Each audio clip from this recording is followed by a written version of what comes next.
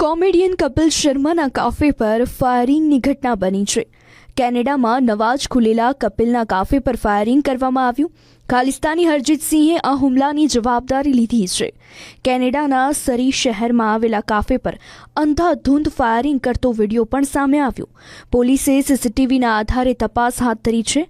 કપિલ શર્માના જૂના નિવેદનના કારણે આ હુમલો થયો હોવાનું સામે આવ્યું છે। મહત્વનું છે કે કપિલ શર્માએ થોડા દિવસ પહેલા જ સરી શહેરમાં કેપ્સ કાફે નામથી રેસ્ટોરન્ટ શરૂ કર્યું। આ કાફે પર કારમાં આવેલા હુમલાખોરોએ 10 થી 12 રાઉન્ડ ફાયરિંગ કર્યું। ફાયરિંગનો વિડીયો પણ વાયરલ થયો। ગોળીબારમાં કોઈને ઈજા થયાની માહિતી નથી। હુમલાની જવાબદારી ખાલિસ્તાની હરજીતસિંહ લડ્ડીએ લીધી। આ ખાલિસ્તાની આતંકવાદી NIAના મોસ્ટ વોન્ટેડના લિસ્ટમાં છે। તે બબ્બર ખાલસા ઇન્ટરનેશનલ નામના ખાલિસ્તાની સંગઠન સાથે જોડાયેલો છે। ત્યારે પોલીસે સીસીટીવીના આધારે તપાસ હાથ ધરી છે।